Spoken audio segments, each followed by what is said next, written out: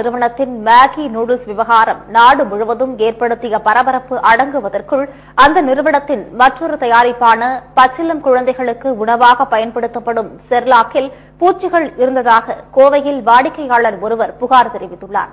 கோவையைச் சேர்ந்த மென்பொருள் பொறியாளர் ஸ்ரீராம் பேரூரில் உள்ள மருந்து விற்பனை கடையில் 2 தினங்களுக்கு முன் செர்லாக் வாங்கியுள்ளார்.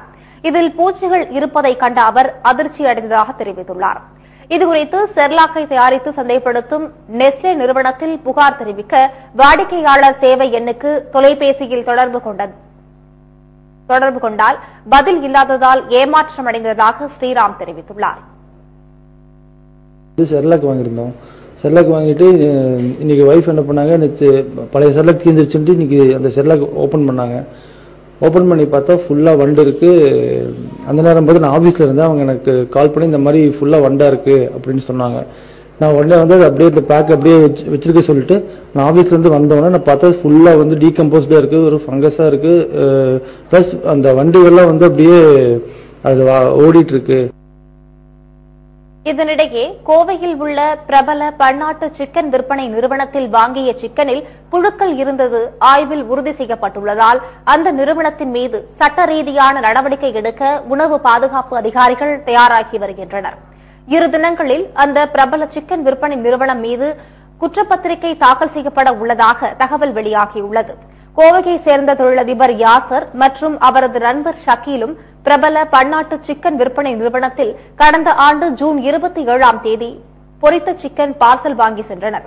வீடு திரும்பிய அவர்கள் பார்சலை பிரித்து குடும்பத்தினருடன் சாப்பிட்ட போது அதில் புழுக்கள் இருப்பதை கண்டு அதிர்ச்சி அடைந்தனர். இதுகுறித்து உணவு பாதுகாப்புத்துறையில் யாசர் மற்றும் ஷக்கீலும் புகார் அளித்தனர். இதனையடுத்து அவர்கள் வாங்கிய சிக்கன் பார்சல் ஆய்வுக்கூடத்துக்கு அனுப்பி வைக்கப்பட்டது. ஆய்வில் பன்னாட்டு நிறுவனம் விற்பனை செய்த சிக்கனில் புழுக்கள் இருந்தது உறுதி செய்யப்பட்டதை அடுத்து அந்த நிறுவனம் மீது குற்றப்பத்திரிகை தாக்கல் செய்ய உணவு பாதுகாப்புத்துறை அதிகாரிகள் தயாராகி வருகின்றனர். இதனிடையே மேகி நூடுல்ஸ் மீதான தடையை அடுத்து 320 கோடி ரூபாய் மதிப்புள்ள மேகி நூடுல்ஸ் பாக்கெட்டுகளை திரும்பப் பெற்றுள்ளதாக நெஸ்லே இந்தியா நிறுவனம் தெரிவித்துள்ளது.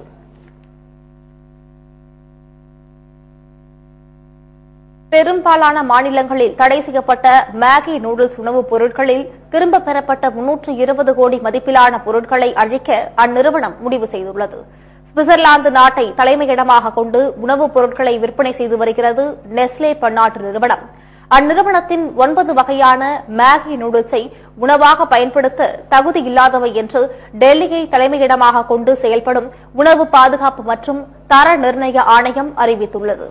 இந்த 9 வகையான நூடுல்ஸ்களையும் நெஸ்லே நிறுவனம் உடனடியாக திரும்பப் பெற வேண்டும் என்று அந்த ஆணையம் உத்தரவிட்டுள்ளது.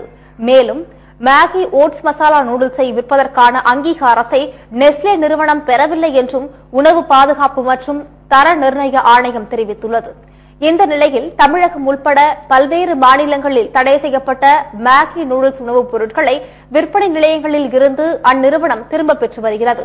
இதுவரை சுமார் 320 கோடி ரூபாய் மதிப்பிலான பொருட்கள் திரும்பப் பெறப்பட்டுள்ளதாகவும் அதனை அழிக்கும் நடவடிக்கையில் ஈடுபட்டிருப்பதாகவும் அந்நிறுவனம் தெரிவித்துள்ளது.